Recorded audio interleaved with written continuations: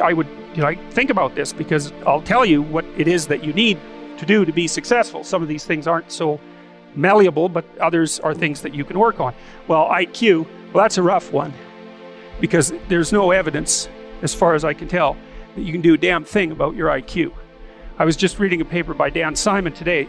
It's a relatively recent review. Dan Simon did the Invisible Gorilla stuff, and he was looking, because there's all these companies that claim that these online brain training exercises can produce cognitive improvements, and he reviewed the literature again. And I've reviewed that literature like 6 times in the last 15 years, because I keep hoping that someone will crack the problem, but it's always the same answer. It's like, you do brain training games, you get better at the game, a lot better at that game. You get slightly better at similar games, but distal games that are still heavily cognitively loaded doesn't affect your performance at all. Zero, none. So the issue of how to raise IQ, man, that's a killer. No one knows how to do it. I can tell you how to stop your IQ from decreasing as you get older. That's not so bad, because it does that. Fluid IQ decreases from the time you're 20 and pretty rapidly. It's physical health is the best preventative. So exercise, physical exercise. Weirdly enough, you think, well, why? Well, your brain uses oxygen like mad, right? And it needs to be kept clean and well oxygenated. And physical exercise, both like weightlifting, so anaerobic and aerobic exercise, both seem to be very, very effective at staving off cognitive declines across the lifespan. So that's a really useful thing to know, because that's the only thing we know that does that. So then the next best predictor of lifetime success is conscientiousness. Well, so, and of the 2 aspects of conscientiousness, say orderliness and industriousness, the better predictor is industriousness. So the question is, well, what can you do about your industriousness? And the answer to that is, well, that's kind of rough too, because there's a strong genetic component. But you can work on micro habits with regards to your conscientiousness. And I think the best micro habits, this is partly to do with this future authoring program processes, I think the best thing you can do with regards to your conscientiousness is to set up some aims for yourself, goals that you actually value. And the future authoring program helps people do that. And basically, it does a situational analysis it helps you do a situational analysis of your life, more than a psychological analysis, I would say. And so the questions are something like, well, all right, you're going to have to put some effort into your life, and you need to be motivated to do that. And so what are the potential sources of motivation? Well, you could think about them in the big 5 manner. If you're extroverted, you want friends. If you're agreeable, you want an intimate relationship. If you're disagreeable, you want to win competitions. If you're open, you want to engage in creative activity. If you're high in neuroticism, you want security. Okay, so those are all sources of potential motivation that you could draw on, that you could tailor to your own, your own personality. But then there are dimensions that you want to consider your life across. And so we ask people about, well, if you could have your life the way you wanted it in 3 to 5 years, if you were taking care of yourself properly, what would you want from your friendships? What would you want from your intimate relationship? How would you like to structure your family? What do you want for your career? Well, how are you going to use your time outside of your job? And how are you going to regulate your mental and physical health, and maybe also your drug and alcohol use? Because that's a good place to auger down, because alcoholism, for example, wipes out, 5 to 10% of people. So you want to keep that under control. And then so maybe you develop a vision of what you would like your life to be, and that associates the goal. Once the goal is established, and then you break down the goal into micro processes that you can implement. The micro processes become rewarding in proportion in relation to their causal association with the goal, and that tangles in your incentive reward system. We talked about the dopaminergic incentive reward system, and that's the thing that keeps you moving forward. And the way it works is that it works better if it produces positive emotion when it can see you moving towards a valued goal. Okay, well, what's the implication of that? Better have a valued goal, because otherwise you can't get any positive motivation working out. And so the more valuable the goal, in principle, the more the micro processes associated with that goal start to take on a positive charge. And so what that means is, well, you get up in the morning and you're excited about the day, you're ready to go. And so as far as I can tell, what you do is you specify your long-term ideal. Maybe you also specify a place you want to stay the hell away from, so that you're terrified to fail as well as excited about succeeding, because that's also useful.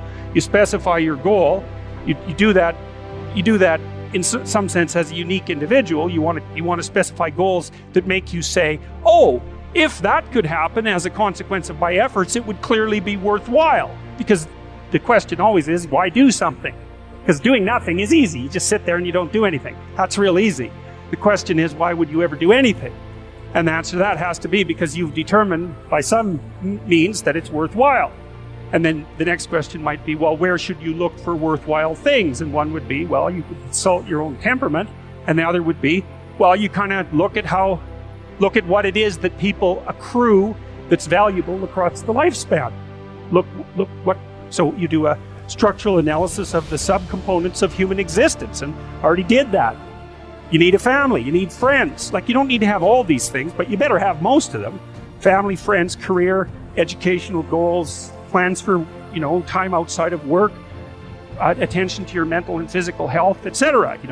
That's what life is about. And if you don't have any of those things, well, then all you've got left is misery and suffering. So that's a bad deal for you. So once you set up that goal structure, let's say, and that's really in many ways that's what you should be doing at university. That's exactly what you should be doing, is trying to figure out who it is that you're trying to be, right? And you aim at that, and then you use everything you learn as a means of building that person that you want to be. And I really mean want to be. I don't mean should be, even those things are going to overlap. And it's important to distinguish between those, because that's partly, and this is back down to the micro routine analysis. So if I was saying, well, you're going to try to make yourself more industrious. Okay, number one, specify your damn goals, because how are you going to hit something if you don't know what it is? That isn't going to happen. And often people won't specify their goals too, because they don't like to specify conditions for failure. So if you keep yourself all vague and foggy, which is real easy, because that's just a matter of not doing as well, then you don't know when you fail. And people might say, well, I really don't want to know when I fail because that's painful. So I'll keep myself blind about when I fail. That's fine, except you'll fail all the time then. You just won't know it until you've failed so badly that you're done. And that can easily happen by the time you're 40. So I would recommend that you don't let that happen. So that's willful blindness, right? You could have known, but you chose not to. Okay, so once you get your goal structure set up, you think, okay, if I could have this life, looks like that might be worth living, despite the fact that it's going to be, anxiety provoking and threatening, and there's going to be some suffering and loss involved in all of that. Obviously, the goal is to have a vision for your life such that, all things considered, that justifies your effort. Okay, so then what do you do? Well, then you turn down to the micro routines. It's like, okay, well, this is what I'm aiming for. How does that instantiate itself day to day, week to week, month to month? And that's where something like a schedule can be unbelievably useful. Google Calendar. It's like, make a damn schedule and stick to it. Okay, so what's the rule with a schedule? It's not a bloody prison.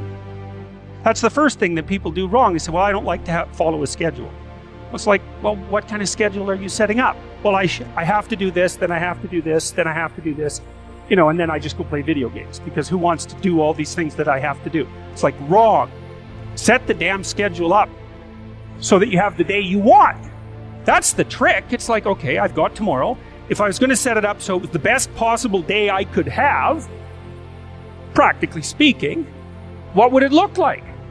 Well, then you schedule that. And obviously there's a bit of responsibility that's going to go along with that, because if you have any sense, one of the things that you're going to insist upon is that at the end of the day, you're not in worse shape than you were than at the beginning of the day, right? Because that's a stupid day. If you have a bunch of those in a row, you just dig yourself a hole and then you bury yourself in it. It's like, sorry, that's just not a good strategy. It's a bad strategy. So maybe 20% of your day has to be responsibility and obligation, or maybe it's more than that, depending on how far behind you are. But even that, you can ask yourself, okay, well, I've got these responsibilities. I have to schedule the damn things in. What's the right ratio of responsibility to reward? And you can ask yourself that, just like you'd negotiate with someone who is working for you. It's like, okay, you got to work tomorrow. Okay, so I want you to work tomorrow. And you might say, okay, well, what are you going to do for me that makes it likely that I'll work for you? Well, you could ask yourself that, So maybe you do an hour of responsibility and then you play a video game for 15 minutes. I don't know, whatever turns your crank, man. But you have to negotiate with yourself and not tyrannize yourself. Like you're negotiating with someone that you care for, that you would like to be productive and have a good life. And that's how you make the schedule. It's like, and then you look at the day and you think, well, if I had that day, that'd be good. Great. And you're useless and horrible, so you'll probably only hit it with about 70% accuracy, but that beats the hell out of 0, right? And if you hit it even with 50% accuracy, another rule is, well, aim for 51% the next week, or 50.5% for God's sake, or because you're going to hit that position where things start to loop back positively and spiral you upward. And so that's one way that you can work on your conscientiousness, is plan a life you'd like to have. And you do that partly by referring to social norms. That's more or less rescuing your father from the belly of the whale. But the other way you do that is by having a little conversation with yourself about, as if you don't really know who you are, because you know what you're like. You won't do what you're told. You won't do what you tell yourself to do. You must have noticed that. It's like you're a bad employee and a worse boss, and both of those work, for you. You don't know what you want to do, and then when you tell yourself what to do, you don't do it anyways. You should fire yourself and find someone else to be.